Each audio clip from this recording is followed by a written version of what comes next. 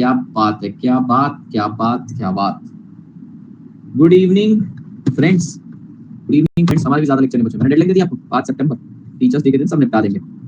बाकी टीचर्स का 1-2 तारीख को होगा, अपना 5 को हो जाएगा, वो भी रिकॉर्डेड आज तक करूँ। नमस्कार, आदाब, सत श्री अकाल, कैसे हैं आप सभी लोग? सब बढ़िया? चलो जी, बढ़िया है। मैं बहुत बढ़िया हूँ बेटा, एकदम चंगे सी। ओके बेटा, कल हम लोगों ने स्टार्ट किया था इंटरनेशनल ट्रेड। इंटरनेशनल ट्रेड में बेटा हम लोगों ने देखा इंटरनेशनल ट्रेड क्या होता है। फिर बेटा एडवांटेजेस देखे इंटरनेशनल ट्रेड के, डिसएडवांटेज देखे इंटरनेशनल ट्रेड के, फिर थियरीज देखी बेटा कुछ इंटरनेशनल ट्रेड्स को लेके, जैसे मर्केंटलिस्ट अप्रोच देखा हम लोगों ने। मर्केंटलिस्ट अप्रोच के बाद एडम स्मिथ का बेटा कौन सा अप्रोच देखा? Theory of absolute cost advantage, जहां एक कंट्री के पास एडवांटेज रहता है एक गुड्स पे, दूसरी कंट्री के पास एडवांटेज रहता है दूसरे गुड्स पे। फिर theory of comparative cost advantage देखा, उसके क्वेश्चन करे हमने बेटा, याद रखना वहां पे आर्ट्स में दिया रहता है डेटा, उसको करना है। फिर उसके बाद आप लोगों को बेटा theory of comparative cost advantage लगाना है, और बेटा जो कंट्री बेटर परफॉर्म कर रही है दोनों गुड्स में से, तो जिसमें ज्यादा परफॉर्मेंस अच्छा है उसका वो सिलेक्ट करना, और बेटा दूसरी कंट्री जिसके अंदर कम खराब है, कम पुअर है, वो सिलेक्ट करना। Still there is chance of mutually beneficial international trade. ये थियरी को थोड़ा आगे बढ़ाया बेटा हेबरलर ने theory of comparative cost advantage with opportunity cost दिया, और अपॉर्चुनिटी कॉस्ट क्या होता है actually theory of comparative cost advantage के दौरान हमने सीख लिया। आइए आज आगे की थियरी पढ़ते हैं, सारी थियरीज होने के बाद फिर अपन इसका रिवीजन करेंगे। खैर रिवीजन के लिए वॉइस नोट है आपके पास, आपको वॉइस नोट एक्जैक्टली अगर चाहिए तो मैं वॉइस नोट भी बता देता हूँ कौन सा थियरी हो जाए, फिर देखते हैं। t.me/c आदित्य शर्मा/256 t.me/c इसमें है बेटा, आप देख लीजिएगा, वॉइस नोट मिल जाएगा।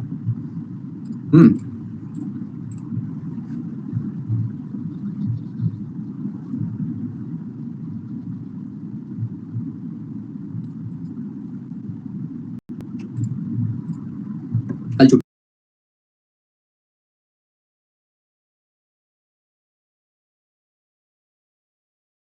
नहीं है, 5 को सब खत्म होगा, 4 को छुट्टी देगी, वैसे 4 को खत्म करने वाला था लेकिन 5 को रख के 4 को छुट्टी देगी।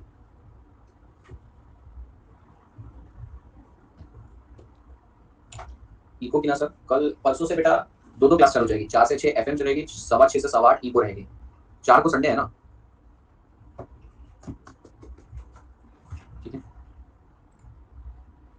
चलिए आगे की थियरी पढ़ते हैं, थोड़ी देर बाद इसका रिकैप करेंगे।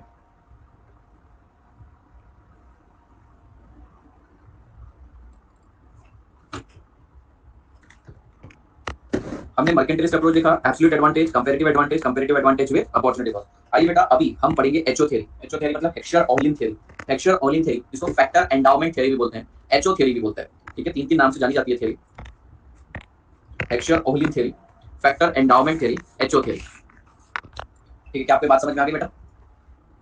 सर पेन की आवाज आ रही है, अच्छा रुको रिफ्रेश करता हूँ, लगाओ कुछ।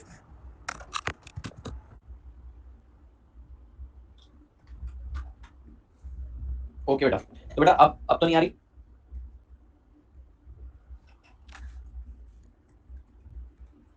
अब तो नहीं आ रही ना? सही है। ओके बेटा, हेक्सचर-ओहलिन थियरी जिसको फैक्टर एंडाउमेंट थियरी बोलते हैं, ये थियरी पहले समझते हैं फिर बाद में रीड करते हैं। बेटा हेक्सचर-ओहलिन थियरी, एचओ थियरी यानी फैक्टर एंडाउमेंट थियरी बोलती है international trade takes place because of different factor endowment. तो ये क्या बोल रहे हैं, दो कंट्री के बीच में बेटा इंटरनेशनल ट्रेड होता है because of different factor endowment. अब सवाल ये आता है कि सर ये फैक्टर एंडाउमेंट का मतलब क्या होता है? फैक्टर एंडाउमेंट का मतलब होता है availability of different factor of production. तो देखिए थियरी बहुत सिंपल बोलती है कि समझिए इंडिया में कैपिटल नहीं है, लेबर ज्यादा है। यूएस है, वहां पे बेटा कैपिटल बहुत ज्यादा है, लेबर नहीं है। तो बस यही है बेटा factor endowment, different country have different factor endowment, that is different availability of factor of production. अब इंडिया में क्योंकि बेटा फैक्टर एंडाउमेंट अलग है, इसलिए इंडिया में लेबर इंटेंसिव गुड्स ज्यादा बनेंगे, व्हाइल यूएस बेटा कैपिटल इंटेंसिव है, वहां पे कैपिटल इंटेंसिव गुड्स ज्यादा बनेंगे। अब ये ट्रेड थियरी सजेस्ट करती है कि यूएस ने कैपिटल इंटेंसिव गुड बनाना चाहिए, रीजन क्योंकि उसके पास कैपिटल अबंडेंस में, उसने बनाना चाहिए, कॉस्ट ऑफ प्रोडक्शन कम होगा और बेटा वो गुड्स यूज भी करेंगे और एक्सपोर्ट भी करेंगे, इंडिया के पास कैपिटल दिया जाएगा। सिमिलरली इंडिया ने लेबर इंटेंसिव गुड्स बनाना चाहिए क्योंकि लेबर इंटेंसिव गुड्स सस्ते हैं, उसमें हमारा स्पेशलाइजेशन है बेटा, वो हमें बनाना चाहिए, यूज भी करना चाहिए और एक्सपोर्ट भी करना चाहिए। तो बेटा यहाँ पर ये इंटरनेशनल ट्रेड क्यों हो रहा है? Because of different factor endowment. अब बेटा डिफरेंट फैक्टर एंडाउमेंट के कारण फैक्टर प्राइस इक्वलाइजेशन थ्योरम भी लग जाती है। सर ये फैक्टर प्राइस इक्वलाइजेशन थ्योरम क्या है? बेटा देखिए फैक्टर प्राइस इक्वलाइजेशन थ्योरम बोलती है यूएस के अंदर कैपिटल लेट से 100 रुपए का है तो लेबर 200 रुपए का है, इंडिया में कैपिटल समझो 200 रुपए का है तो लेबर 100 रुपए का है। तो भैया फैक्टर एंडाउमेंट थ्योरी क्या बोलती है? क्योंकि इंडिया लेबर इंटेंसिव है, लेबर इंटेंसिव गुड्स बनाए, इंडिया का फैक्टर एंडाउमेंट लेबर को सपोर्ट कर रहा है, लेबर इंटेंसिव गुड बनाए और उसको एक्सपोर्ट भी करें, बराबर। यूएस के केस में कैपिटल बोलता है। अब क्या हो रहा है बेटा, क्योंकि इंडिया के अंदर लेबर इंटेंसिव गुड बन रहे हैं, लेबर की डिमांड बढ़ रही है और लेबर का रेट बढ़ रहा है 150, और दूसरी ओर अगर आप देखेंगे यूएस के अंदर सब कैपिटल से बना रहे, लेबर की डिमांड ही नहीं आ रही, वहां के लेबर ने अपना रेट कर दिया 150। तो बेटा फैक्टर प्राइस भी इक्वलाइज होना चालू है। यूएस के अंदर कैपिटल 100 का था, वहां डिमांड बढ़ते बढ़ते वो चला गया 170, प्राइस डिमांड बढ़ती 170 गया। इंडिया में बिल्कुल कैपिटल की डिमांड नहीं आ रही थी, इसलिए कैपिटल इंटेंसिव गुड्स की प्राइस गिर गए और बेटा देखिए फैक्टर प्राइस इक्वलाइज हो गया। नमस्कार। तो बेटा फैक्टर एंडाउमेंट के कारण फैक्टर इक्वलाइजेशन थ्योरम लग जाती है, समझ में आया आपको? तो इररिस्पेक्टिव ऑफ ट्रेडिंग नेशन हर जगह आपको सेम प्राइस देखने को मिलेंगे।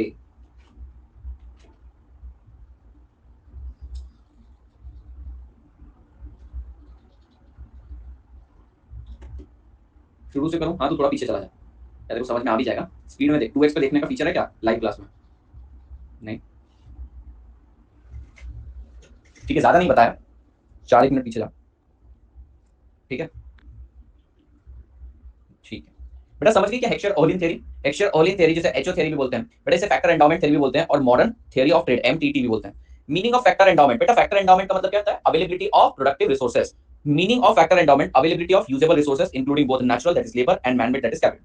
Heckscher-Ohlin theory of trade states that comparative advantage in the cost of production is explained exclusive by different factor endowment of nation। क्या बोल रहा है? International trade takes place because of different factor endowment. Different factor endowment मतलब क्या? एक country के पास कुछ और रिसोर्सेज है, दूसरे के पास कुछ और रिसोर्सेज है, and international trade occurs because different country have different factor endowment. बस यही बोल रहा था मैं आपको बार-बार। Heckscher-Ohlin model studies that the case of two country have different factor endowment under identical production function। identical production function मतलब same good बनाने के लिए कंट्री ए के पास डिफरेंट फैक्टर एंडाउमेंट है और कंट्री बी के पास डिफरेंट फैक्टर है। समझा ये पॉइंट? बेटा सेम गुड बनाने के लिए उसके पास कैपिटल है, मेरे पास लेबर है। ये पॉइंट इंपॉर्टेंट है। Heckscher-Ohlin model study that two country have different factor endowment। ये तो हम जानते हैं दोनों कंट्री के फैक्टर एंडाउमेंट यानी कि availability of productive resources different है फॉर आइडेंटिकल प्रोडक्शन फंक्शन यानी कि सेम एक्टिविटी के and identical preference. The difference in the factor endowment result in two countries having different factor price in beginning। मैंने आपको बताया initially दोनों country में price अलग है। लेबर इंटेंसिव गुड्स के प्राइस बेटा इंडिया में 100 है, यूएस में 200 है। कैपिटल इंटेंसिव के यूएस में 100 है, इंडिया में 200 है। तो देखिए क्या हो रहा है बेटा, बेटा ये बोल रहा है ट्रेड इसलिए हो रहा है क्योंकि different country have different factor endowment. Hold करना एक सेकंड।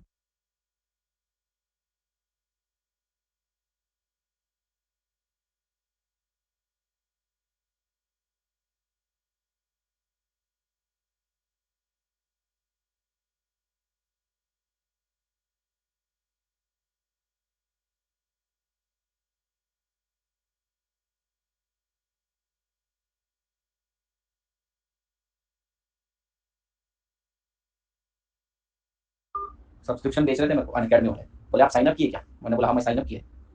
फिर वो समझा देते हो ना क्या? मैंने बोला नको काय, मैंने बोला एजुकेटर में। ओह ऐसा ही होता। तो बेटा देखिए यहाँ पे कुछ इंपॉर्टेंट पॉइंट्स आ रहे हैं। पहला पॉइंट क्या है भैया? हेक्सचर-ओलिन थ्योरी क्या बोलते हैं? इसको फैक्टर एंडाउमेंट थ्योरी बोलते हैं, मॉडर्न थ्योरी ऑफ ट्रेड बोलते हैं। फैक्टर एंडाउमेंट का मतलब क्या होता है? Availability of factors. ठीक है, different country have different factor endowment. क्या बात सही है? Different country have different factor endowment. Different country have different factor endowment for same production function. Same चीज के लिए अलग है, तो इनिशियली वहां पे प्राइसेस अलग रहते हैं। इंडिया में लेबर इंटेंसिव सस्ता बनता है, यूएस में कैपिटल इंटेंसिव सस्ता बनता है। The difference in the factor endowment result in two countries having different factor price in the beginning। Consequently, HO model implies that two country will have different cost function। दोनों के cost अलग है। According to this theory, international trade is the special case of inter-regional trade। ये बोलते हैं जैसे आपका state to state trade होता है ना, इंटरनेशनल ट्रेड कोई बड़ी बात नहीं है, ये नेशन टू नेशन ट्रेड है, कोई बड़ी बात नहीं है, ये नॉर्मल डोमेस्टिक ट्रेड का एक्सटेंशन ही तो है। The theory states that countries export depend upon resource endowment, that is whether the country is capital abundant or labor abundant। If the country is capital abundant, ठीक है, capital ज्यादा है, it will produce and export capital intensive good relatively more cheaply than other country. Likewise a labour abundant country will produce and export labour intensive goods more cheaply than other country. The labor abundant country have comparative cost advantage in the production of goods which require labor intensive technology, and by the same reasoning capital abundant country have comparative cost advantage in the production of goods that need capital intensive technology। बकवास कर रहे हैं। Capital intensive ने capital वाले goods बनाने, labour intensive labour वाले बनाने, paragraph लिख दिया उसके ऊपर, पूरा बकवास ही कर दी। Heckscher-Ohlin trade theorem established that country tend to specialize in the export of the commodity whose production require intensive use of abundant resources। क्या बोल रहे हैं बेटा? वो बोल रहे हैं कि भैया तुम वो बनाओ जो तुम्हारे पास एक्सेस में, क्योंकि जो एक्सेस में सस्ता है, तो अगर तुम लेबर है तो लेबर इंटेंसिव बनाओ, कैपिटल है तो कैपिटल इंटेंसिव बनाओ, and import the commodity who requires intensive use of scarce resources। बहुत सिंपल है, तुम्हारे पास जो ज्यादा है वो तुम बनाओ क्योंकि तुम सस्ते बना लोगे, और जो तुम्हारे पास नहीं है वो इंपोर्ट करो। ऐसे करते करते बेटा ट्रेडिंग नेशंस के बीच में प्राइसेस इक्वल हो जाते हैं। मैंने आपको पूरा समझा दिया है। The factor price equalisation theorem states that international trade tends to equalise the factor price between trading nation. ये क्या बोल रहा है? दो कंट्री के बीच में प्राइसेस सेम होना चालू हो जाते हैं। In the absence of foreign trade, it is likely that the factor prices are different in different countries। International trade equalize the absolute and relative return of homogeneous factor of production and the relative price। In other words, wages of labor and return on capital will be same। बहुत बकवास करी theory में, पर theory खत्म हुई, काफी आसान theory. बेटा factor endowment theory, factor endowment theory किससे दी? हेक्सचर-ओलिन ने, मॉडर्न थ्योरी ऑफ ट्रेड बोलते हैं। ये थ्योरी बोलती है international trade takes place because different country have different factor endowment. ठीक है, initially trading nation have different prices of the commodity. The country whose capital intensive should make the use of capital intensive technology to produce capital intensive goods, while the country having labor intensive should produce those goods which require extensive use of labor। ठीक है, they have to use it and export it as well। Initially बेटा different countries have different factor prices, but due to factor price equalization theorem, trading nations के बीच में prices equalize होना चालू हो जाते हैं। बकवास करी इन्होंने बहुत ज्यादा, but I hope you got it।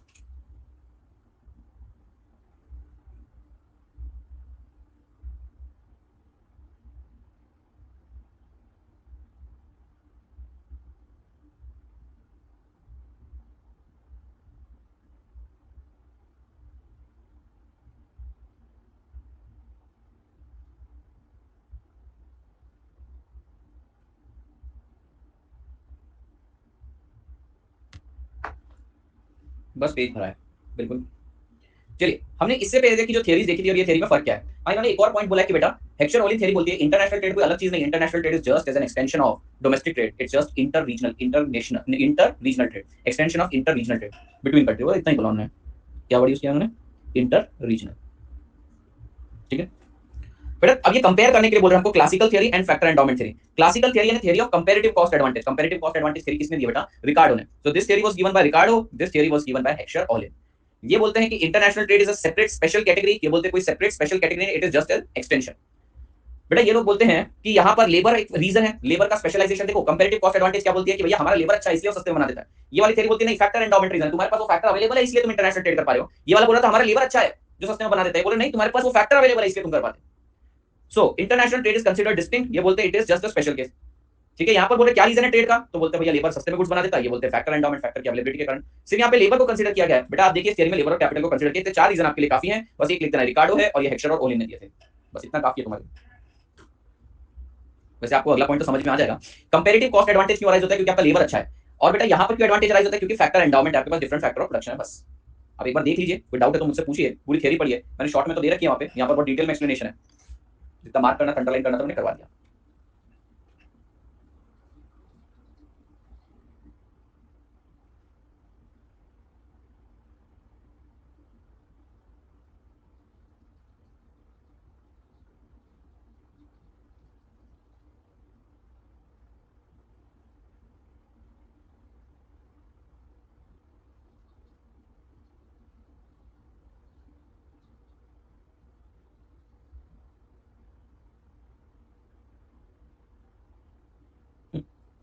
10 रुपए मेरे को क्रेडिट, 40 रुपए मेरे को क्रेडिट हुआ। Thank you for banking with us. ये इतनी बड़ी धनराशि क्यों दी?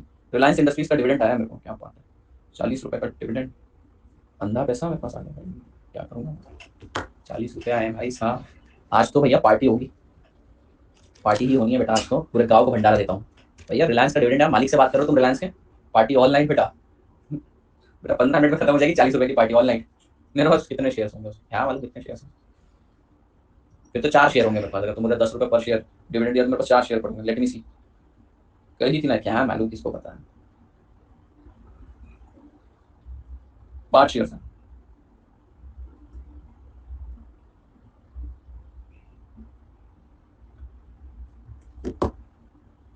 1% होल्डिंग यहाँ नहीं बैठता बेटा, रिलायंस की 1% शेयर होल्डिंग होती है ना, यहाँ नहीं बैठता भी, समझ रहे हो बेटा। एमआरएफ एक भी नहीं है। क्या आप सभी ने ऐप डाउनलोड कर ली जो मैंने भेजी है सबको? मैं उसमें पेपर शेयर करना चालू कर दिया, पूरा डेटा बैंक बना रहा हूँ मैं, एक ही जगह पे सब रिपोजिटरी बना रहा हूँ सारी चीज़ों की, आपको A to Z सारी चीज़ें उन पर मिलेगी डिप्लॉयड। आईसीआई के पास या पेपर, आरटीपी, एमटीपी सब कुछ। और वहाँ पे बैचेस भी बन रही है, तो जो बैच का हिस्सा आपको बनना रहेगा उसमें आ जाना, मतलब इंटर की बैच का हिस्सा बनना रहेगा। देखता हूँ, ठीक है। तो बहुत छोटे छोटे स्किल डेवलपमेंट कोर्स भी बनाते जा रहा हूँ। चलिए आज कर लूँगा, मैं भेजता हूँ सबको, लिंक भेजता हूँ सबको, मैं भेजता हूँ सबको, रजिस्टर हो जाओ उसके ऊपर छोटे छोटे कोर्स है बेटा, एडवांस एक्सेल, स्पोकन इंग्लिश के साथ। अभी तो आपके काम करेंगे बेटा। थ्योरी समझ गए कि आप ये थ्योरी लिख पाओगे बेटा? यहाँ पे 3 क्वेश्चन बन सकते हैं। सबसे पहला तो हेक्सर थ्योरी पे, दूसरा फैक्टर प्राइस इक्वलाइजेशन थ्योरम पे, और तीसरा बेटा difference between classical theory and theory of comparative advantage and factor endowment theory. ठीक है, नेक्स्ट थ्योरी बड़ी आसान है बेटा, न्यू ट्रेड थ्योरी, एनटीटी। ठीक है,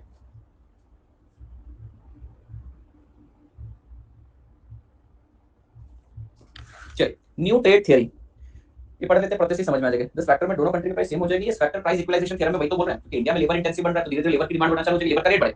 यूएस के अंदर कैपिटल की डिमांड नहीं, कैपिटल सॉरी लेबर की डिमांड नहीं, लेबर का रेट कम हो जाएगा। तो एक ऐसा दिन आएगा जब दोनों का प्राइस सेम हो जाएगा। सिमिलरली बेटा यूएस के अंदर कैपिटल इंटेंसिव गुड्स सस्ते हैं, ज्यादा डिमांड होने के कारण बेटा उसका प्राइस बढ़ना चालू हो जाएगा। कैपिटल इंडिया में बिल्कुल कैपिटल गुड्स बन नहीं रहे, क्योंकि मैं यूएस से इंपोर्ट कर रहा हूं, तो बेटा इंडिया के अंदर कैपिटल का प्राइस गिर जाएगा। ऐसा टाइम आएगा दोनों बराबर हो जाएंगे। इसी को तो बोलते हैं factor price equalisation theorem. Aruna, ओ अरुणा,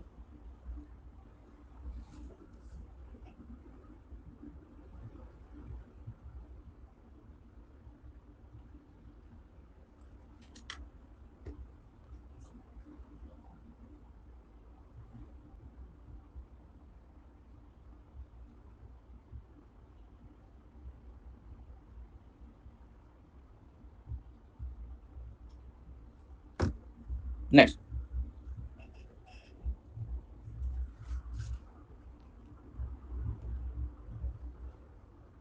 चलिए ओके, तो बेटा new trade theory NTT, the concept of new trade theory developed in late 1970s and early 1980s is the collection of economic model in international trade which focus on the role of increasing return to scale and network effect. ये बोल रहे हैं बेटा कि ये international trade के पीछे दो रीजन है। सबसे पहला large scale production, economies of scale, increasing return to scale. आपको याद है फाउंडेशन में हम लोगों ने पढ़ा था बेटा increasing return to scale, constant return, sorry increasing return to scale, constant return to scale, decreasing return to scale पढ़ा था बेटा लॉन्ग रन के अंदर। तो यही बोल रहे हैं increasing return to scale enjoy करते हैं, इसके भी इंटरनेशनल ट्रेड करना है। और दूसरा नेटवर्क इफेक्ट।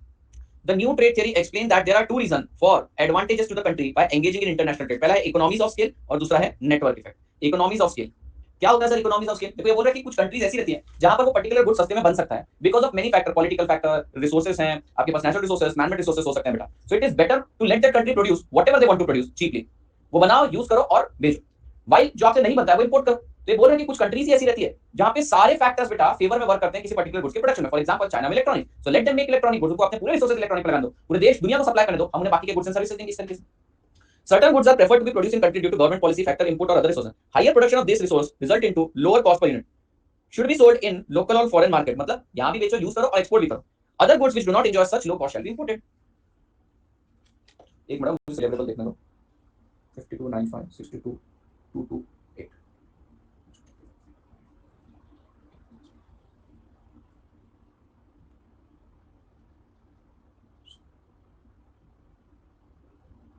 5295 62 228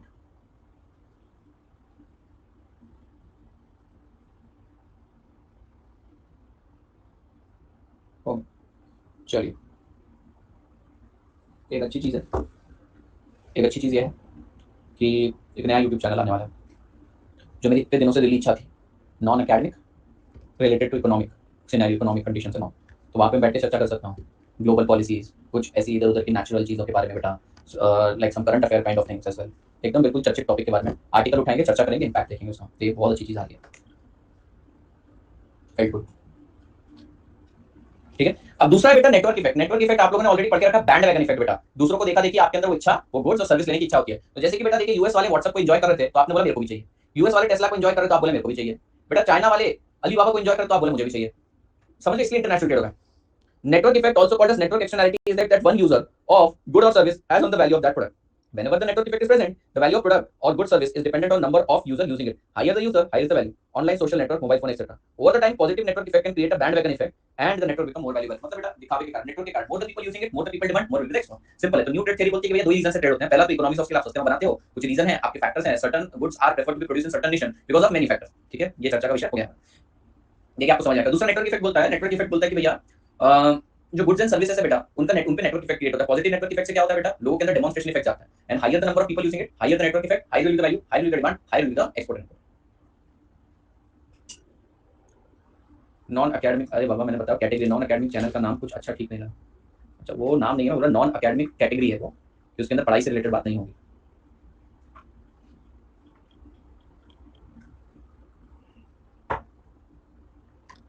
चलिए हुआ रे हुआ रे हुआ रे हुआ रे हुआ रे।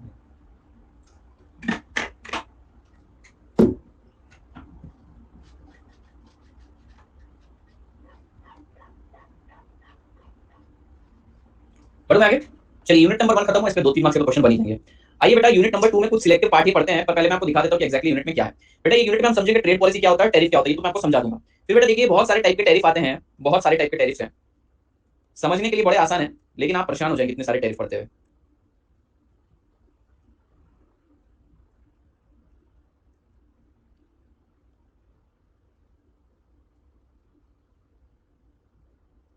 और यूनिट खत्म होता है। ठीक है, यूनिट नंबर 3 के अंदर थोड़ा सा पार्ट मैं आपको पढ़ाऊंगा जो आपको समझना चाहिए, फिर चालू हो गया भाई। ठीक है, यहाँ पे थोड़ा कम है, ये मैं आपको बताऊंगा गैट, डब्ल्यूटीओ, फिर ये आ गया।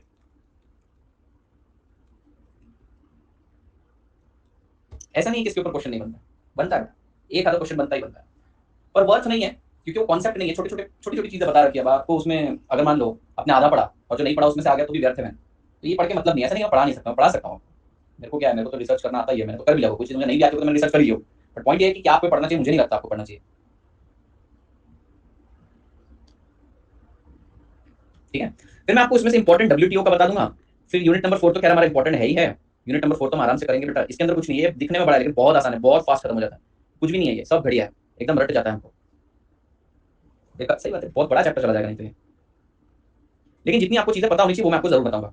चलिए हम डिस्कस करते हैं बेटा instrument of trade policy. Instrument of trade policy unit का नाम है, मैं नहीं आपको बताना चाहता what are the instrument of trade policy. अगर आपको जानना ही है तो आई कैन की few YouTube videos for this, तो है मेरे यूट्यूब पे, लेकिन आपको जानना है कि कैसी कैसी ट्रेड पॉलिसीज रहती है तो आप पढ़ सकते हैं, मुझसे पूछ भी सकते हैं। मेरा काम है अभी आपको सिर्फ ट्रेड पॉलिसी क्या होती है ये बताना।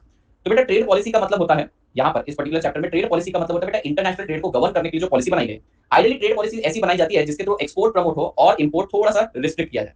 और भी बहुत सारे ऑब्जेक्टिव्स है बेटा ट्रेड पॉलिसीज के, पर बड़े आसान सरल शब्दों में अगर मैं आपको बताऊं, ट्रेड पॉलिसी का मतलब है policy made for international trade. क्या आपको बात समझ में आ गई? Policy made for international trade, trade policy. The trade policy encompasses all instruments that government use to promote or restrict import and export. Trade policy also include approach taken by country in negotiation. समझे क्या बेटा? Trade policy का मतलब क्या बेटा? दो country के बीच में जो ट्रेड होना है उसको लेकर पॉलिसी। डायरेक्टली ऐसे ट्रेड नहीं होता बेटा, कोई भी दो कंट्री के बीच में ऐसे इंपोर्ट एक्सपोर्ट नहीं होता है। लिस्ट जारी करी जाती है कि ये गुड्स बैन है, ये कंट्री बैन है, आप इसके साथ ट्रेड नहीं कर सकते, तो आप नहीं कर पाओगे बेटा। आप बोलोगे कहां पता चलता है? एक्सपोर्टर इंपोर्टर को सब पता रहता है, नहीं भी तो कस्टम ऑफिसर रुकवा देता है बेटा आप लोगों का काम, समझे? तो बेटा ट्रेड पॉलिसी का मतलब समझे, in this chapter trade policy means the policy governing international trade. ये ऐसी पॉलिसी रहती है बेटा जो एक्सपोर्ट को प्रमोट या रिस्ट्रिक्ट भी कर सकती है और इंपोर्ट को भी प्रमोट या रिस्ट्रिक्ट कर सकती है। क्या आपको ये मीनिंग समझा इसका? ऑब्जेक्टिव क्या है ट्रेड पॉलिसी के? देखो प्राइमरी ऑब्जेक्टिव तो मैं आपको बताता हूं। ट्रेड पॉलिसी का प्राइमरी ऑब्जेक्टिव है कि इंपोर्ट को रिस्ट्रिक्ट करके एक्सपोर्ट को प्रमोट करना, restrict import and encourage export. Other objective क्या है भैया? फ्री ट्रेड हो, दो नेशंस के बीच में फ्री ट्रेड की संभावनाएं बढ़ती जाए। And efficient internal market and open trade policy, भैया कोई गुड्स हमारे देश में बिकना चाहता है तो उसको बिकने दिया जाए और हम भी एक्सपोर्ट करें। Strengthen multilateral trade system. Multilateral मतलब ये एक एग्रीमेंट होता है, पढ़ाऊंगा मैं आपको, प्लूरिलैटरल, यूनिलैटरल, मल्टीलैटरल। तो भैया मल्टीलैटरल जैसे गैट पता है आपको, गैट, डब्ल्यूटीओ, तो यहाँ पर जो एग्रीमेंट्स बनते हैं कंट्रीज के बीच में उसको स्ट्रेंथन करना, मतलब दो कंट्री के बीच में ट्रेड को लेकर जो एग्रीमेंट है उसको स्ट्रेंथन करना। Increase the trade among different country and greater investment, तो ये भैया ऑब्जेक्टिव है। तो अगर कोई पूछे ट्रेड पॉलिसी क्या है, so trade policy includes all those measure by government for restricting और promoting international trade, that is import and export. The primary objective is to encourage export and restrict import. Other objective में include भैया higher degree of free trade करा जाए, दूसरा बेटा internal market open किया जाए, openness होनी चाहिए, मल्टीलैटरल ट्रेड सिस्टम जो है आपका उसको स्ट्रेंथन किया जाए कि एक्चुअली आप सच में ट्रेड को सपोर्ट कर रहे हैं, और लास्ट बेटा कंट्रीज के बीच में ग्रेटर इन्वेस्टमेंट हो। पानी लेकर आता हूं, प्यास लगी मुझे, पढ़ो आप तब तक।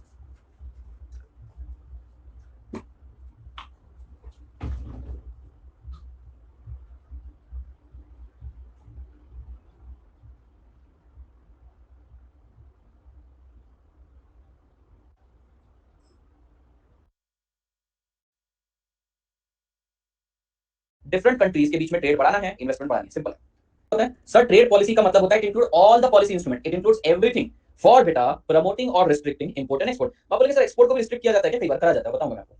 क्या आपको बात समझ में आ गई?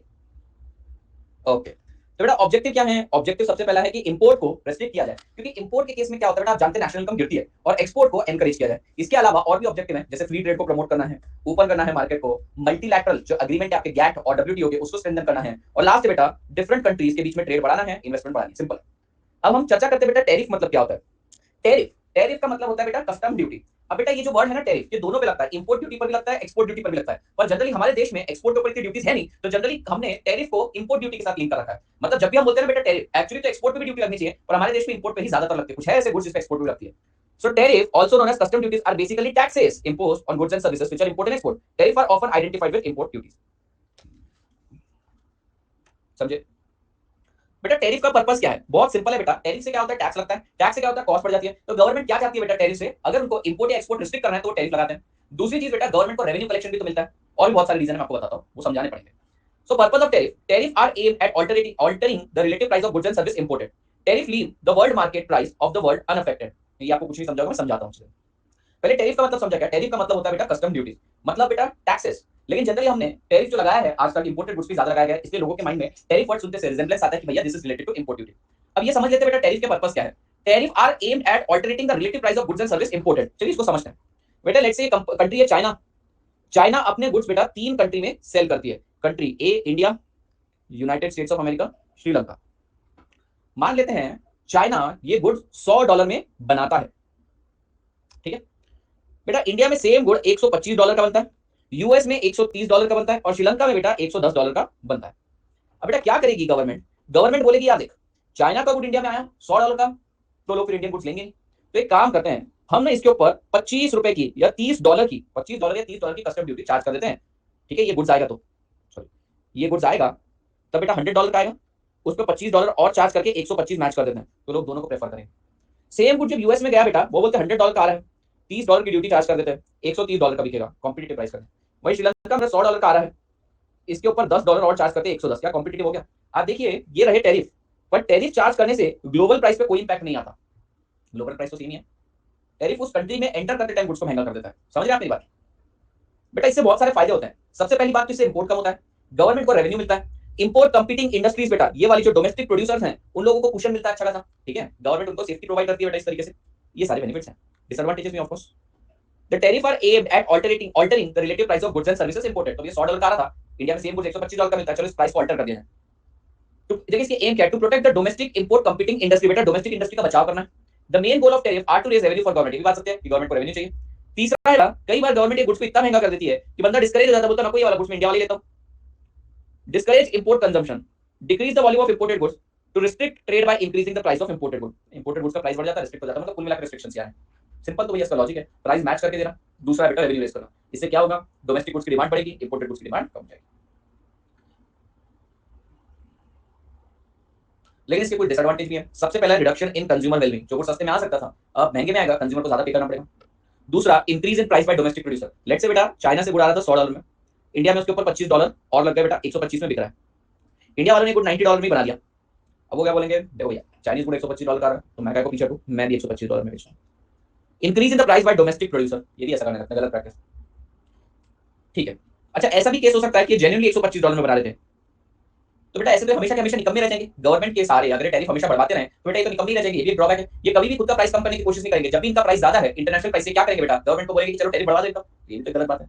तो ये देखिए डिसएडवांटेज में पहला क्या, वेलबींग कंज्यूमर का रिड्यूस होता है। Increase the price of domestic producer, domestic producer खुद ही प्राइस बढ़ा देता है अपना। अगर इंडिया सस्ते में माल मंगवा तो महंगा कर देता है। Encourage inefficient production in home country and discourage efficient production in rest of the world.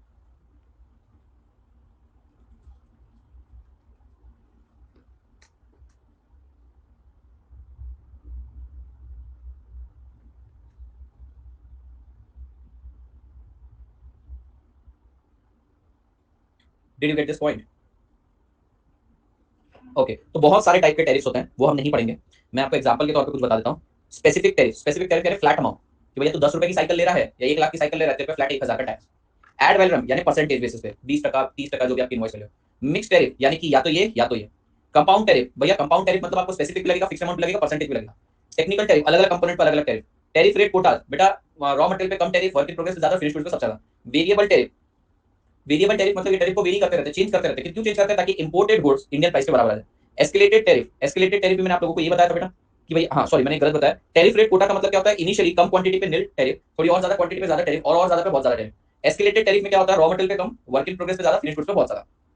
Prohibitive tariff मतलब ऐसा रेट चार्ज करो कि सामने वाला खुद ब खुद डिस्करेज है। 100 रुपए की कमोडिटी पे 200 रुपए टैक्स चार्ज कर दो, 200 रुपए का टैरिफ चार्ज कर दो, ठीक है। एंटी डंपिंग ड्यूटी मैं आपको पढ़ा देता हूं, अच्छा इंटरेस्टिंग पॉइंट है। सेफगार्ड ड्यूटी उसी के साथ हो जाएगा, सीबीडी उसी के साथ हो जाएगा। ऑल्दो मेरा पढ़ाने का मन है नहीं, तो मैं आपको पढ़ा देता हूं, क्योंकि आप मान के चलें कि भैया ये वाला यूनिट छोड़ना है तो सारी चीजें पढ़ानी नहीं है मुझे, तो चलिए इंपॉर्टेंट सा है इसलिए बता देता हूं।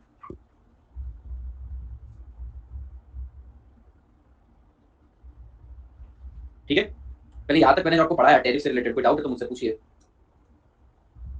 देख लीजिए, पूछिए, देख तो लो।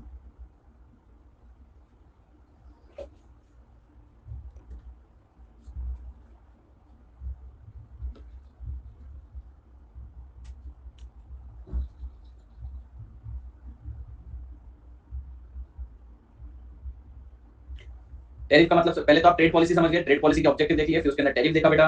टैरिफ के बाद अभी हम लोगों ने अलग अलग टाइप के टैरिफ देखने हैं। मैं आपको इसमें से कुछ खास खास टाइप के टैरिफ बता देता हूँ, सिखा देता हूँ, जो मुझे लगता है कि हाँ भैया ये इंपॉर्टेंट टाइप के टैरिफ मुझे लगते हैं। पहला है बेटा इसके अंदर एस्केलेटेड टैरिफ। एस्केलेटेड टैरिफ बेटा क्या बोलता है कि जब हम इंपोर्ट करेंगे, अगर इंपोर्टेड गुड रॉ मटेरियल है तो उसके ऊपर टैरिफ कम लगेगा, अगर वर्क इन प्रोग्रेस है तो थोड़ा ज्यादा लगेगा, और फिनिश गुड्स है तो बहुत ज्यादा लगेगा। हमने पूछा रीजन क्या है, अभी इतना ही एक्सप्लेन किया, रीजन मैं देता हूँ। बेटा रीजन ये है कि हम बोलते हैं रॉ मटेरियल अगर हम इंपोर्ट कर रहे हैं, बराबर है, तो मेजर वर्क तो इंडिया में होना है, तो इंडिया में बेटा प्रोडक्शन होगा, इंडिया में नेशनल इनकम बढ़ेगी, तो चलो इस चीज को एनकरेज करना चाहिए। और रॉ मटेरियल में पर्पसली क्यों परचेज करो, शायद मेरे देश में मिलते नहीं, बराबर। दूसरा है work in progress. Work in progress बेटा पार्शियली कंप्लीटेड है लेकिन पार्शियली इनकम्प्लीट भी है, तो थोड़ा सा रोका जाए इस चीज को, थोड़ा हायर रेट ऑफ टैक्स लगा देते हैं। और बेटा अगर गुड्स फिनिश गुड्स ही हैं, अगर गुड्स फिनिश गुड्स ही हैं तो फिनिश गुड्स के ऊपर सबसे ज्यादा टैरिफ लगाया जाता है। क्यों? क्योंकि वो इंडिया में आकर सीधा कंज्यूम होने वाला है, उसके ऊपर कुछ भी काम और नहीं होने वाला है। मैं पहुंच गया सर आखिरकार, समझ गया आपको ये बात? ठीक है। दूसरी एक और चीज है बेटा, अगर मैं रॉ मटेरियल इंपोर्ट कर रहा हूं लेट्स से XYZ कंट्री से, तो बेटा मैं उसके इतना डिपेंडेंट नहीं हूं, लेकिन अगर मैं फिनिश गुड्स प्रोडक्ट कर रहा हूं तो डिपेंडेंसी ज्यादा है। ये डिपेंडेंसी को खत्म करने के लिए जानबूझ के टैरिफ ज्यादा लगाया जाता है, क्या duty rate on raw material, semi processed goods and final product are progressively higher. This method ensure protection of domestic industries if raw material originating in home countries by making semi processed and final good costlier. ये बोल रहे हैं कि भैया raw material पे कम लगेगा, finish goods पे ज्यादा. This type of tariff is discriminatory as it protects manufacturing industry in importing country and dampens the attempt of developing manufacturing industry of exporting country. For example, 4% on iron ore or iron ingot and 12% on steel pipes. ये क्या बोल रहे हैं? वैसे तो गलत बात है, भेदभाव है. क्यों? क्योंकि let's say there is one country A and another country B. Country B बोलती है कि रॉ मटेरियल तेरा तो सस्ता डायरेक्ट, और अगर तू फिनिश गुड्स है तो ज्यादा डायरेक्ट. तो भैया कंट्री ए बोलती है गलत नहीं लगता है, तुम्हारी कंट्री कम नहीं है, मैं सस्ते में बना रहा हूं, तू मेरे गुड्स एंटर होने नहीं दे रहा है अपनी कंट्री के अंदर. दिस इज रॉन्ग और नॉट? बोलते हैं है तो गलत, है तो गलत, पर क्या करें.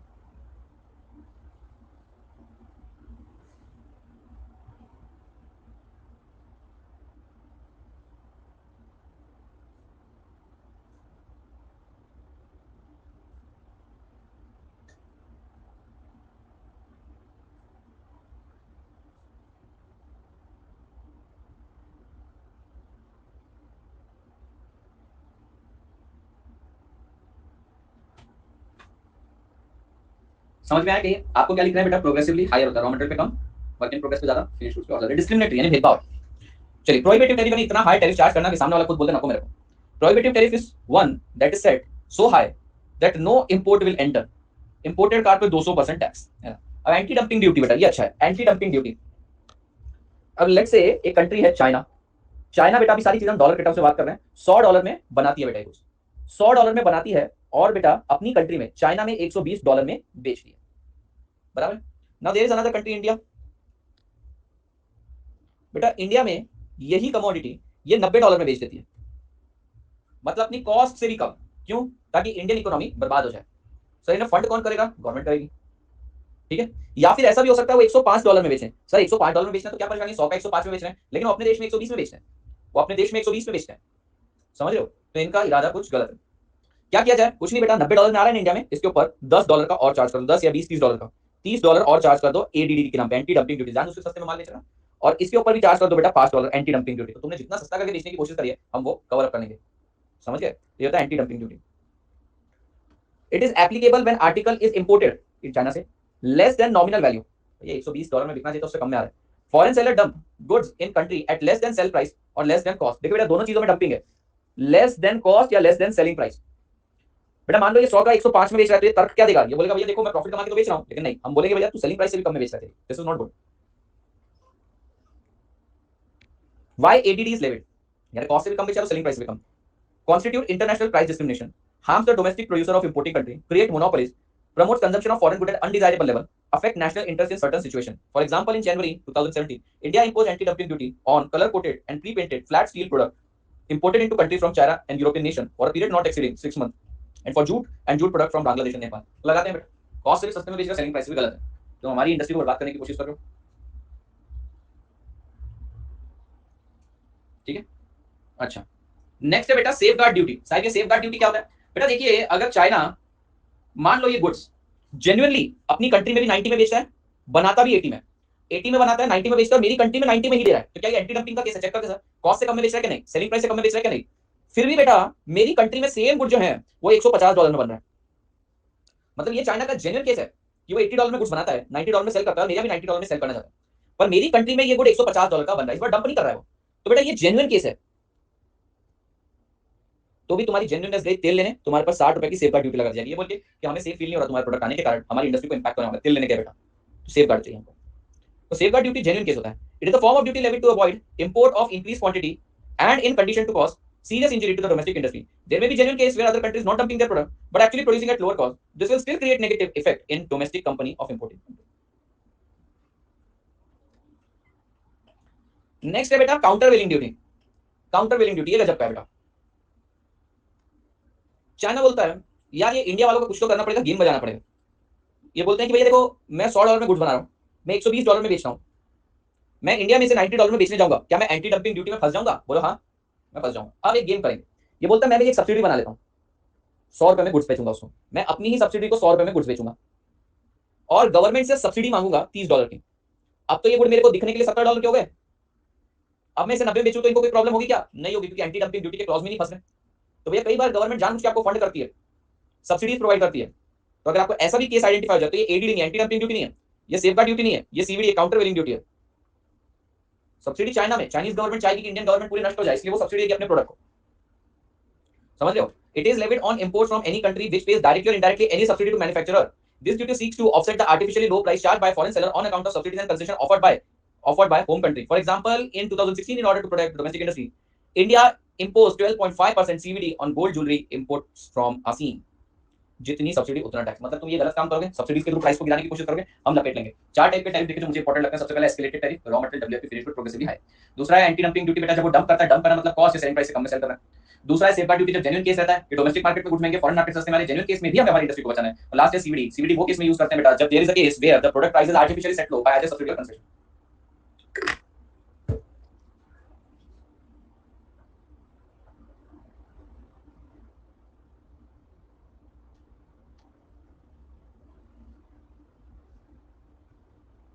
ठीक है, 5 मिनट चाय पीने के लिए।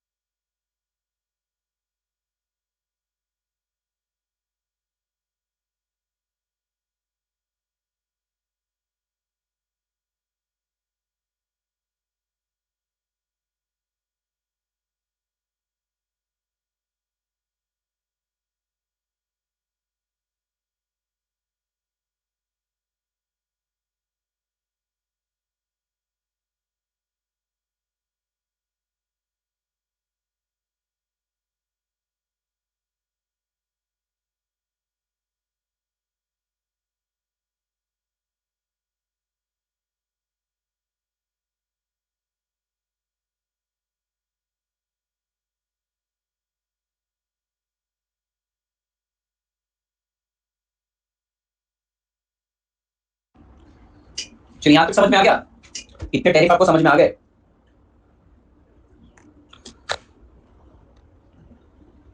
ये भी मैं आपको सिखा देता हूं। जो आप बोल रहे सर सब कुछ तो सिखा रहे हो, नहीं, ये पार्ट ना थोड़ा समझने के लिए आसान है और थोड़े अच्छे हैं, एक्सप्लेनेशन भी दिया है। यहां से कचरा स्टार्ट हो जाएगा, कचरा, बड़ा कचरा, गंदा कचरा,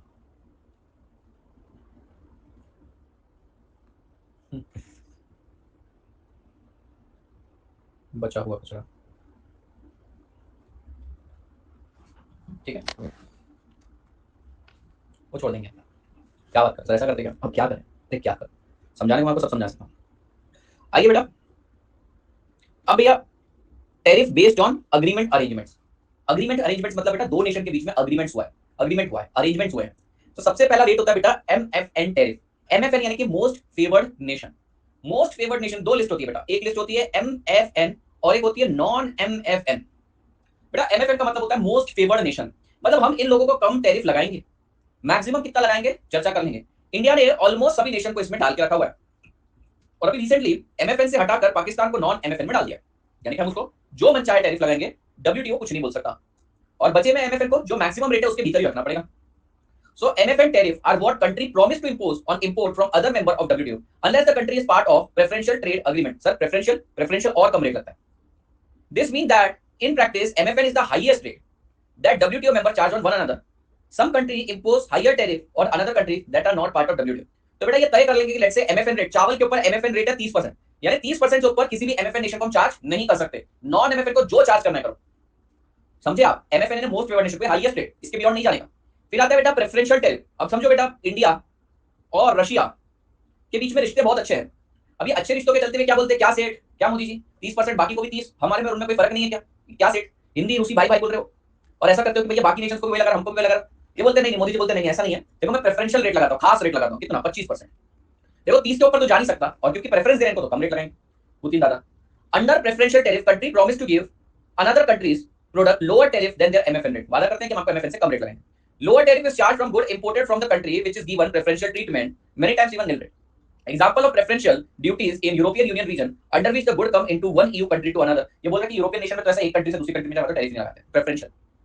समझे क्या बेटा? एमएफएन यानी कि बेटा दो ही टाइप की कैटेगरी होती है, एमएफएन और non MFN. MFN in most favoured nation सभी उसमें आते हैं, जो मैक्सिमम रेट तय किया उसके ऊपर नहीं जानेगा, नॉन एमएफएन को जो चार्ज करना है, प्रेफरेंशियल को एमएफएन से भी कम। अब बाउंड रेट, बेटा बाउंड रेट मतलब अब इन लोगों ने बेटा डिसाइड कर लिया है, बाइंडिंग कर ली है कि भैया, बाइंडिंग कर लिया मतलब क्या है बेटा, इन लोगों ने तय कर लिया है कि बस अब यही रेट तय करेंगे। समझो वो रेट तय कर दिया इन्होंने 20%, तो ये बाउंड टैरिफ है, इसके ऊपर नहीं जानेगा, ये फिक्स हो गया रेट, तो इसे बोलते हैं fixed tariff. The bound tariff is a tariff which a WTO member bind itself with a legal commitment not to raise it above a certain level. The bound rate are specific to individual product and represent the maximum level of import duty that can be levied. The member is always free to impose a tariff that is lower than bounded. Once bound, a tariff rate becomes permanent and member can only increase its level after negotiating with its trading partner and compensating them for probable losses. बात समझ में आई क्या? Bound rate मतलब बेटा आपने तय कर लिया, ठीक है। और लास्ट है अप्लाइड रेट। अप्लाइड रेट मतलब जो एक्चुअली चार्ज किया गया। तो सबसे पहले है एमएफएन मोस्ट फेवर्ड नेशंस के लिए हाईएस्ट रेट जो है, फिर उसके बाद प्रेफरेंशियल रेट यानी कि जो कंट्री आपको प्रेफरेंस देनी है उसको वो रेट लगा, it is generally lower than MFN rate. फिर बेटा बाउंड रेट, वो रेट जिसके तहत आप खुद को बांध लेते हो, और अप्लाइड रेट जो कि एक्चुअली अप्लाई करते हो, ये और कम हो सकता है। N applied tariff is the duty that is actually charge on import on most favoured nation basis. Applied tariff can be lower than bound. तो भैया ज्यादा से ज्यादा एमएफएन हो सकता है, सबसे ऊपर तो नॉन एमएफएन होता है, फिर होता है एमएफएन, फिर आता है प्रेफरेंशियल, फिर आता है बाउंड, और फिर आता है अप्लाइड।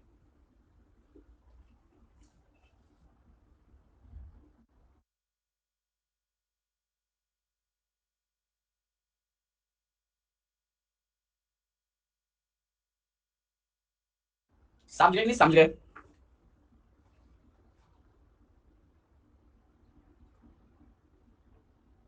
समझ गए, काट लगा समझने। हाँ, अब बेटा ये तो है टैरिफ मेजर, टैरिफ यानी कि टैक्सेस लगाओ और इंपोर्ट को रोको। लेकिन बेटा कंट्रीज चिढ़ती है एक दूसरे से टैक्स लगाने पर, तो अलग तरीके के पास, तो जनरली नॉन टैरिफ मेजर्स अपनाते हैं बेटा। नॉन टैरिफ यानी कि टैक्स लगाएंगे, ज्यादा नहीं लगाएंगे, तुझको भी 10, तुझको भी 10, तुझको भी 10, पर तेरे केस में बहुत ज्यादा प्रोसीजर लगा देंगे। तुम्हारे को भैया डायरेक्ट एंट्री कोई तकलीफ नहीं, तुम्हारे को देखना भी मत शक्ल यहाँ पर, 10% टैक्स पर औकात के बारे तुम्हारे, ठीक है, औकात के बारे मतलब ये 10 प्रोसीजर करके आओ बेटा, ऐसे भगा देते हैं। तो नॉन टैरिफ मेजर पे जाते हैं, क्योंकि टैरिफ तो सीधा आंखों में आता है ना, सामने वाला बोल सकता है कि यार उसको 10% लगा रहे, उसको 70% लगा रहे, तो गलत सामने सामने भेदभाव दिख रहा है। पर मान लो इसको बोला मैंने जाइए 2 डॉक्यूमेंट लेकर आओ, इसको बोला तो एक ही डॉक्यूमेंट लेकर आओ, ये ज्यादा चिल्ला चिल्लोट नहीं कर सकता, क्योंकि उसको पता ही नहीं आपस में एक दूसरे को किससे क्या रिक्वायरमेंट मांगे। तो बेटा नॉन टैरिफ मेजर पे ज्यादा जाते हैं आजकल। गैट, ओ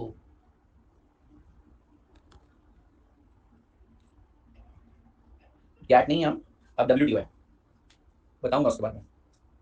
गैट चला गया 1948 से 1990 तक था, 1990, हाँ 1990 तक था, तो चला गया। ये नहीं पढ़ेंगे हम आगे का। ट्रेड नेगोशिएशन पढ़ लेंगे।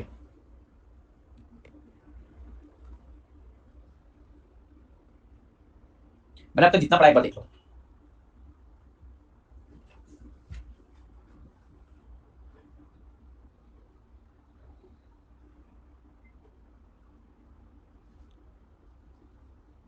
प्रेफरेंशियल भी नहीं लो सकता, बाउंड भी नहीं लो सकता, अप्लाइड भी नहीं लो सकता, कुछ भी नहीं लो सकता।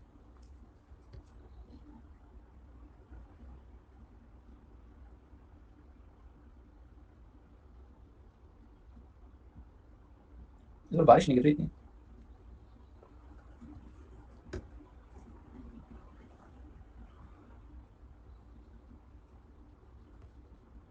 चलिए आगे चर्चा करते हैं बेटा हम लोग ट्रेड नेगोशिएशन की।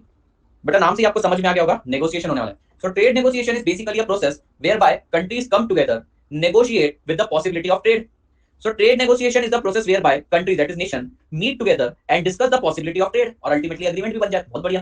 तो आते हैं, मिलते हैं, बात करते हैं, चर्चा करते हैं और कोशिश करते हैं कि agreement बन जाए।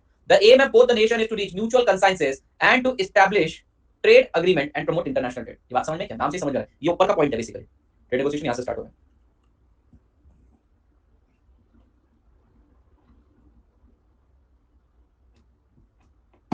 बोलिए। So trade negotiation is the process whereby nation come together, meet each other and discuss the possibility of trade and finally trade agreement, reaching trade agreement।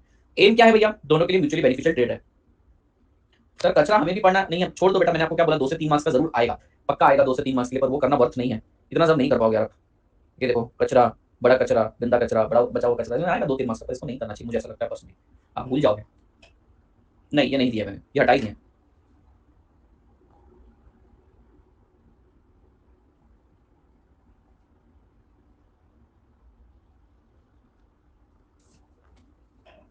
लेकिन मैं इसका सेशन ले सकता हूँ, मैंने शायद लिया है फास्ट ट्रैक के अंदर, आपको चाहिए तो दे सकता हूँ, नहीं तो मैं भी ले सकता हूँ, कोई तकलीफ नहीं, तो याद नहीं रहता मुझे, मालूम है।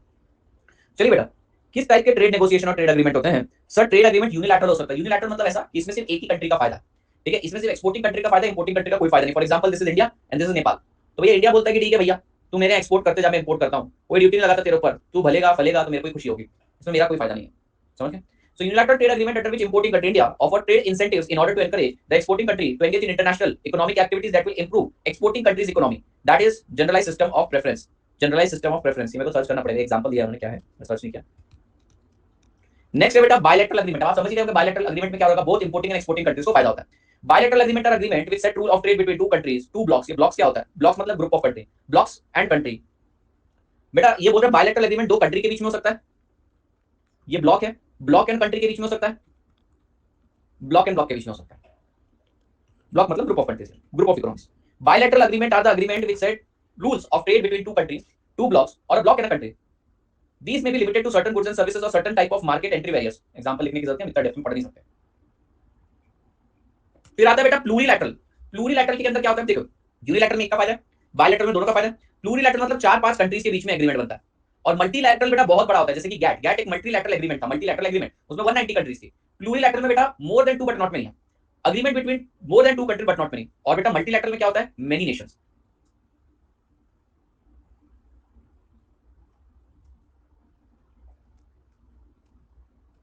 समझे क्या? Unilateral, bilateral, plurilateral, multilateral. किसी का हाथ दिख रहा है मुझे? कौन है? कौन है? किसका हाथ है वो? अच्छा कम कम।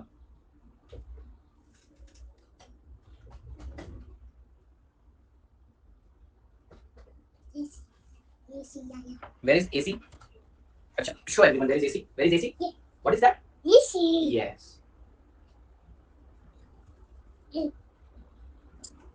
Now good. Red. Orange. Orange. Orange. Orange. Orange. Blue. Blue. Yellow. Black. Purple. Blue. Green. Hindi आती है, ज्यादा हिंदी नहीं आती। अच्छा, दिस इज अरुण। से अरुण। नहीं से अरुण। अनूप। अनूप नहीं, अरुण। से नितेश। से नितेश। से ऋषभ। से ऋषभ मामा। से ऋषभ मामा। से तुषार मामा। से तुषार मामा। हाँ तुषार मामा। दर्शन मामा। से दर्शन मामा। से दर्शन मामा। अच्छा who is he? That is आदि मामा। He is अरुण मामा। से अरुण मामा। अतु मामा। हाँ अतु मामा नहीं, अरुण मामा। से तुषार मामा। से तुषार मामा। जैसे अरुण मामा। से ना। Where is AC? Yes, there is AC. And where is TV? Yes, there is TV. And where is Adima? Yes, screen पे है ना मेरे को। अच्छा, where is mobile? Where is mobile? Mobile? Yes. And where is bulb? अच्छा bulb नहीं पता। कोई टेंशन। अच्छा, show where is AC? Yes, there is AC. And where is fan?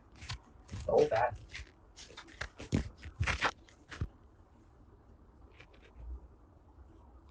अभी बराबर आती है ऊपर, अभी देखना जाएगी तुम्हारे सामने, दरवाजा बंद करने की भी आवाज आएगी तुमको बराबर। आजकल रोती नहीं है, पहले रोती थी जाने के लिए, वापस अब नहीं रोती, अभी आएगी। इसको बोलो मैंने बाय बाय करके चली जाएगी। चलो चलो दीदी 1 सेकंड, दीदी से बाय, से बाय, से बाय, से बाय, से बाय। अच्छा से बाय। अच्छा where is AC? Yes there is AC. अच्छा दीदी क्लोज द डोर। हां close the door, close the door. हां close the door. Yes bye. दीदी close the door. Thank you. सही है।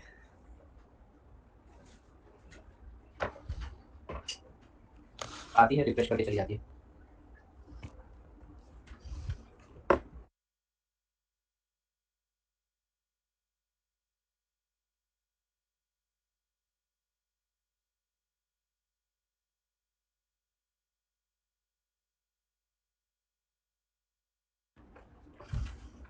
वो मेरी मम्मी को मम्मी बोलती है और मेरी बहन को मम्मी।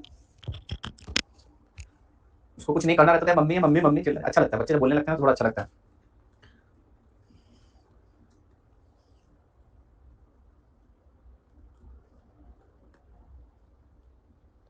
ठीक, बेटा आपको समझा ट्रेड एग्रीमेंट कैसे हो सकते हैं, ये आपको मिल जाएगा। ये जो इंपॉर्टेंट ये मैंने कवर किया है, यूनिलैटरल, बायलैटरल, प्लूरिलैटरल, मल्टीलैटरल, ठीक है, ये मैं नहीं करवा रहा हूं। Trading block, free trade area, custom union, common market, EU, that is economic and monetary union, ठीक है। आइए बेटा अब हम पढ़ते हैं गैट के बारे में। GATT is general agreement on tariff and trade.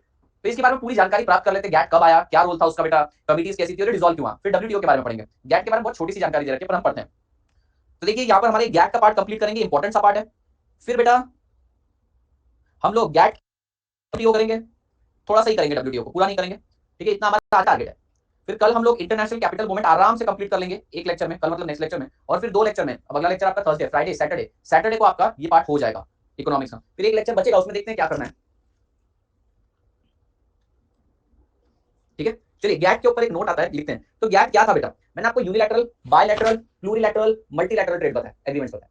तो बेटा गैट एक मल्टीलैटरल ट्रेड एग्रीमेंट था। GATT stands for general agreement on tariff and trade. GATT was a multilateral trade agreement created in 1948 to achieve the broad multilateral free world wide system of trading. तो बेटा मैंने आपको बताया agreement कैसे हो सकते हैं, यूनिलैटरल हो सकते हैं, बायलैटरल हो सकते हैं, प्लूरिलैटरल हो सकते हैं, मल्टीलैटरल। तो मल्टीलैटरल बड़ा बड़ा सा बेटा एक एग्रीमेंट था जिसके अंदर 194 कंट्रीज का समावेश था।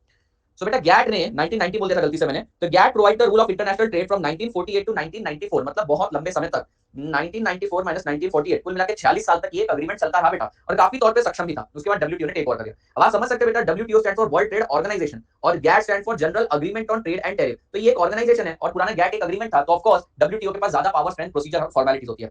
तो गैट बेटा बेसिकली एक मल्टीलैटरल ट्रेड एग्रीमेंट था, 1948 जनवरी में एस्टैब्लिश हुआ। गैट ने बेटा रूल्स दिए फ्री फ्लो ऑफ ट्रेड के लिए 1994 तक, उसके बाद डब्ल्यूटीओ आ गया। आइए बेटा, GATT governed international trade working along with World Bank and IMF, International Monetary Fund, इन दोनों के साथ किया। The member country will consult with each other concerning trade problem। भैया GATT ने अपनी रेलेवेंस क्यों खो दी भैया? देखिए बहुत सारे रीजन है। पहली बात तो GATT जिस टाइम पे फॉर्म हुआ था, इंटेलेक्चुअल प्रॉपर्टी के बारे में सोचा नहीं था, इन्वेस्टमेंट और trade leaps and bound multifold बढ़ गया। फिर इसके बाद बेटा लूप होल इसके अंदर निकालना बड़ा आसान था, एग्रीमेंट है उसको तोड़ना भी बड़ा आसान था बेटा, और इंक्रीजिंग वर्ल्ड की कॉम्प्लेक्सिटीज के लिए, कंटेम्परेरी वर्ल्ड के लिए बेटा ये सूटेबल नहीं बचा था। It was obsolete to the fast evolving contemporary complex world trade, तो भैया ऑब्सोलीट हो रहा था। इंटरनेशनल इन्वेस्टमेंट एक्सपांडेड सब्सटेंशियली, बेटा trade substantially, investment substantially expand हुआ। इंटेलेक्चुअल प्रॉपर्टी राइट 1948 में कहां कवर किया होगा, वर्ल्ड मर्केंटाइज ट्रेड यानी कि गुड्स का ट्रेड बेटा लीप्स एंड बाउंड बहुत बढ़ गया। एम्बिग्यूटीज जो थी इसके अंदर, क्लॉजेस के अंदर, उसको इजीली एक्सप्लॉइट किया जा सकता था। और बेटा एग्रीकल्चर के लिए इन्होंने जो एफर्ट्स लिए लिबरलाइज करने के लिए, वो सक्षम नहीं थे। तो ये सारे रीजन थे कि गैट ने अपनी रेलेवेंस खो दी।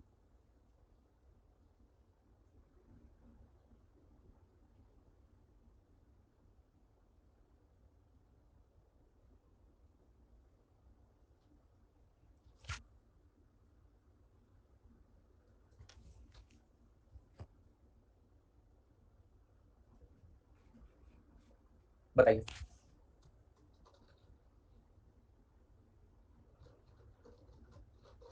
पढ़ लो रे पढ़ लो, तुमको याद भी करना है, समझना नहीं है, समझने के लिए कुछ खास है नहीं, समझने के लिए सिर्फ यूनिट 1 और यूनिट 5 ही है, बाकी तो सुनना है, आगे बढ़ना है। चलिए डब्ल्यूटीओ के बारे में देखते हैं। WTO stands for world trade organization. WTO इसका जन्म कहां से हुआ बेटा, गैट की एक मीटिंग हुई उरुग्वे में, South America. Uruguay round of GATT negotiation process culminated into the birth of WTO to meet the shortcoming of GATT. GATT की बेटा जो कमियां थी उसको मीट करा उरुग्वे राउंड में बेटा, गैट की एक मीटिंग हुई और वहां पे इन्होंने डिसाइड किया कि there should be something more than this agreement, WTO. The final act concluding the Uruguay round establishing the WTO regime was signed on 15th April 1994 during the ministerial meeting at Marrakesh, Morocco, and hence is known as Marrakesh Agreement। देखो क्या बोल रहे हैं, Uruguay round से शुरुआत हुई थी भैया, Uruguay round of GATT culminated the birth of WTO। फिर बेटा फाइनल जो डील साइन हुई कहां पे, मरकश मोरक्को के अंदर 1994 15 अप्रैल को, इसलिए से मरकश एग्रीमेंट भी बोलते हैं। WTO took effect on 1 जुलाई 1995 और इसका ऑफिस है जेनेवा, स्विट्जरलैंड। अब बेटा ये जो है ना उरुग्वे, जेनेवा, मरकश, चलो जेनेवा तो छोड़ देते हैं, मरकश ये ऐसी ऐसी जगह है बेटा जो बड़ी ही एक्सोटिक जगह है, लोग पहुंच नहीं पाते, दंगा करने वाले पहुंच नहीं पाते। नहीं तो तुम रखो बेटा नोएडा में, रखो तुम गाजियाबाद के अंदर, देखो बेटा यूके से आते लोग झगड़ने के लिए, पुतिन भेजता उधर से, वो आसान है ना, या भेजना दंगा वगैरह करवाना, शांति से ट्रेड वगैरह हो नहीं सकता, एग्रीमेंट के ऊपर डिस्कशन हो नहीं सकता। तो ऐसी बड़ी रिलैक्स जगह जहां पर पहुंचने के लिए बेटा तुम लोगों को प्राइवेट जेट लगे, पाकिस्तान जैसे पहुंच ही ना पाए, अफगानिस्तान वाले भी पहुंच ना पाए, ऐसी कोशिश करते हैं ये। नहीं तो तुमने मान लो अफगानिस्तान में रख दिया है, पाकिस्तान में रख दिया, आधे से ज्यादा तो स्लीपर सेल्स ही होंगे बेटा वहां पे, उड़ा देंगे इनको, ऐसी एक्सोटिक जगहों पे रखते हैं।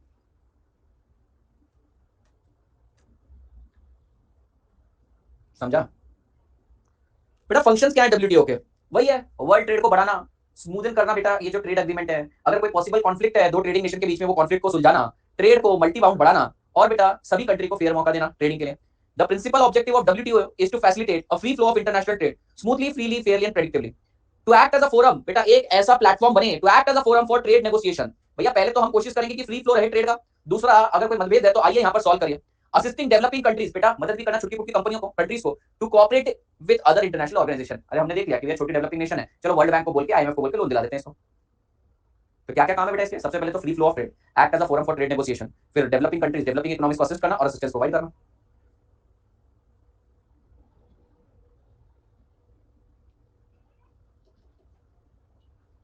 बोलिए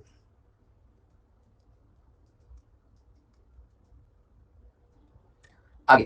बेटा हम स्ट्रक्चर देख लेते हैं डब्ल्यूटीओ का, कि डब्ल्यूटीओ का स्ट्रक्चर कैसा बना है। सबसे ऊपर होता है बेटा मिनिस्ट्रियल कॉन्फ्रेंस, सबसे बड़ी apex body. Ministerial conference, it is the highest level body which can take decision on all matter under any of the trade agreement. ये एटलीस्ट 2 साल में एक बार तो मिलता है, mean at least once every 2 year. सबसे ऊपर मिनिस्ट्रियल कॉन्फ्रेंस, हाईएस्ट बॉडी। इनके नीचे आती है जनरल कॉन्फ्रेंस। बेटा जनरल कॉन्फ्रेंस क्या करती है? गुड्स, सर्विस और इंटेलेक्चुअल प्रॉपर्टी तीनों को रिव्यू करती है बेटा।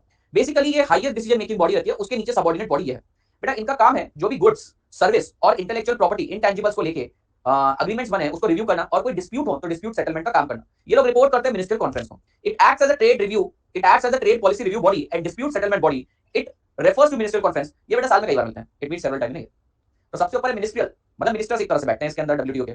फिर बेटा उसके अंदर जनरल कॉन्फ्रेंस। जनरल कॉन्फ्रेंस क्या करता है? ट्रेड पॉलिसीज को रिव्यू करेगा और डिस्प्यूट सॉल्व करेगा, और ये साल में कई बार मिलते हैं। Goods council, service council and intellectual property council. अब बेटा जनरल कॉन्फ्रेंस ने अपने अंदर बहुत सारी काउंसिल बना रखी है कि भैया गुड्स काउंसिल तुम गुड्स का काम करोगे, सर्विस काउंसिल तुम सर्विस को देखोगे, और इंटेलेक्चुअल प्रॉपर्टी काउंसिल तुम आईपीआर के ऊपर वर्क करोगे। This council overseas the implementation of WTO agreement in the area of goods, service and IPR. ये रिपोर्ट करते हैं जनरल काउंसिल को। और बेटा इनके अंदर बहुत सारे कमिटीज और वर्किंग ग्रुप रहते हैं। जैसे गुड्स काउंसिल के अंदर 50 वर्किंग ग्रुप और कमिटीज रहेगी, इसमें 50 ग्रुप और वर्किंग कमिटीज में 50 ग्रुप और वर्किंग कमिटी। बस ये तो दिन भर ऑफिस में बैठे रहते हैं। ठीक है, सबसे ऊपर है ministerial conference, highest level apex body. All decision related to multilateral trade agreement are taken, they meet at least once in 2 year.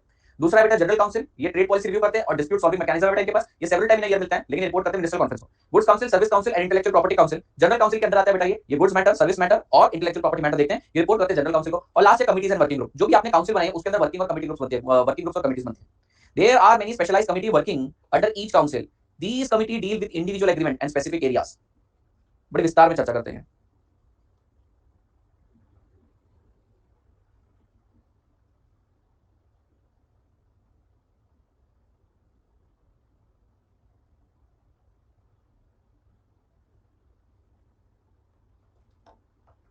Next, guiding principle of WTO नहीं पढ़ना है हमको।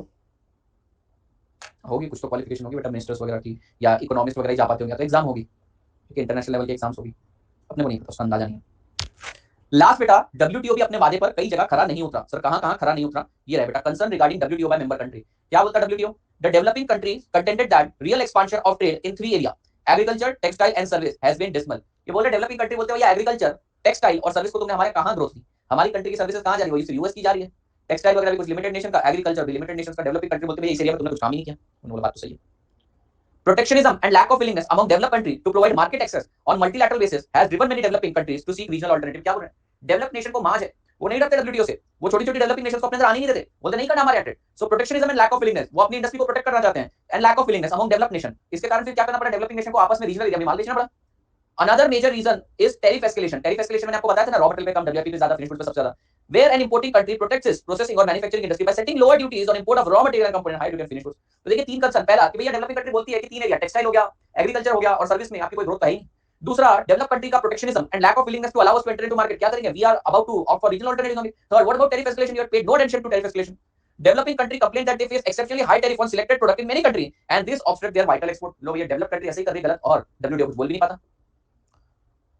LDC, least developed countries are hugely disadvantaged and vulnerable due to lack of factor input, lack of capital, lack of infrastructure। तो developing और under developed country बहुत रो रही है, नहीं मिल रहा हमको कुछ, ना कैपिटल मिल रहा है, ना तुम लोग पैसा दे रहे हो, ना इक्विपमेंट दे रहे हो, technology, high rate of tariff, हम कैसे करेंगे? Next, significant issue like climate change, high and volatile food price, energy consumption etcetera, ये भी एड्रेस नहीं किए हैं। तो ये है बेटा कंसर्न। पहला है 3 एरिया, टेक्सटाइल, एग्रीकल्चर और सर्विस पे ध्यान नहीं दिया। फिर protectionism and lack of willingness by developed country. तीसरा, बड़ा ही high rate of tariff charge करते हैं, exceptionally high rate of tariff charge by developed nation. Then concern regarding tariff escalation, then international climate change, then high and volatile food price, और बेटा lack of factor input, ना support मिल रहा है, ना capital मिल रहा है, ना कुछ मिल रहा है, कैसे करेंगे? तो ये सारी चीजें हैं।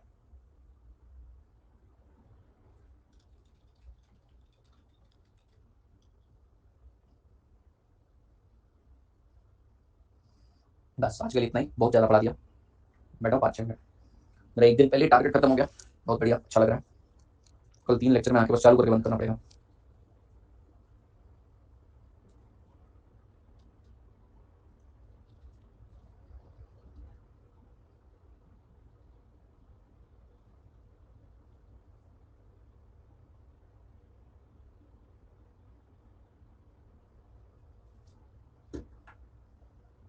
कॉस्टिंग का बेटा आपको ग्रुप बनाने पड़ेंगे चैप्टर के, सेल्फ करो अब आप material plus labour plus overhead plus ABC, ऐसा ग्रुप बनाओ, माय नोट्स और सेकंड स्टेप में आईसीआई मैट।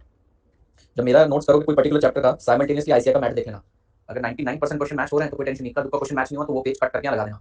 फिर बेटा आप इसके बाद process, contract, joint product, by product और सर्विस करिए।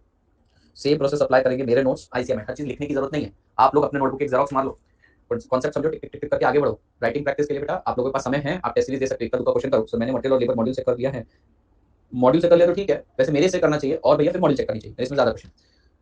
नेक्स्ट बेटा आप मार्जिनल, स्टैंडर्ड, बजट उठाओ, इसको थोड़ा टाइम लग जाएगा। अगेन रिपीट करो ये प्रोसेस। बचता क्या बेटा आप लोगों का, वो तो घटिया टॉपिक है, कॉस्ट शीट बचता है बेटा, unit costing, job costing, batch costing, कोई चैप्टर ही नहीं है वैसे। तो बेटा आप लोगों को कॉस्ट शीट वगैरह बच जाता है, 1 2 3 4 5 6 7 8 9 10 11 12 बराबर, ये क्लस्टर में चलना है।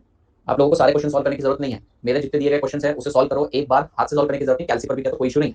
और भैया अभी से आपको नोट्स बनाते जाना है कि नेक्स्ट टाइम कौन सा क्वेश्चन रेफर करना है, प्लस उसके बाद जैसे ही चैप्टर खत्म होता है आईसीआई मैट देख लो, आईसीआई मैट में कोई नया क्वेश्चन मिलता है तो उसे करो, सब पुराने वाले चलना है तो चलने दो। अब आपकी बुक से ही करूंगा। हाँ अभी मटेरियल छोड़ दे, मटेरियल और लेबर वैसे बहुत हद तक तो मैच करता है, लेकिन बहुत चीजें हैं मैंने मेरे मैट में डाल रखे पास ईयर के क्वेश्चन थे। पर अभी इंस्टीट्यूट अधिकतर जो क्वेश्चन है ना आपको इंस्टीट्यूट के मटेरियल से ही पूछना है।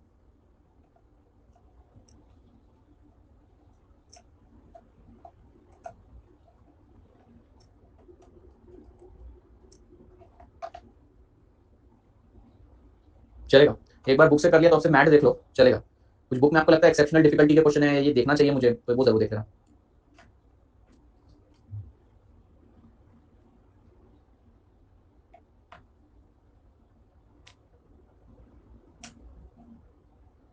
ठीक है, कोई डाउट है तो पूछिए।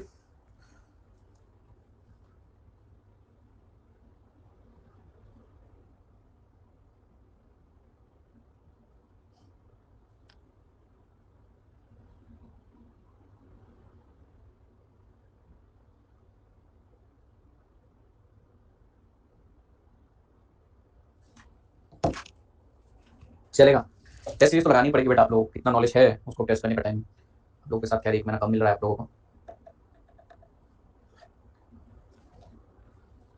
नेटवर्क इफेक्ट, बेटा नेटवर्क इफेक्ट क्या बोलता है, वो बोलता है इंटरनेशनल ट्रेड इसलिए हो रहा है because of network effect, higher people are using that service, that's why it is getting imported and exported. For example everyone is nowadays using Snapchat और यूट्यूब और व्हाट्सएप।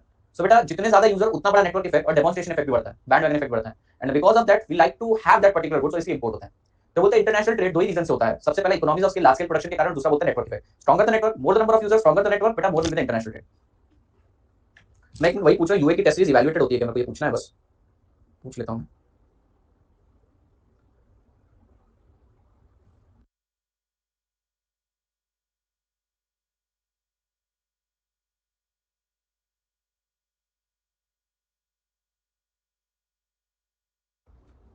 आज सारे G2 के सब्जेक्ट एंड, अच्छा मेरा थोड़ा बाकी है, मैंने पूछ लिया है UA test UA light evaluated है नहीं मुझे पता नहीं है, पता चल जाएगा बता देंगे।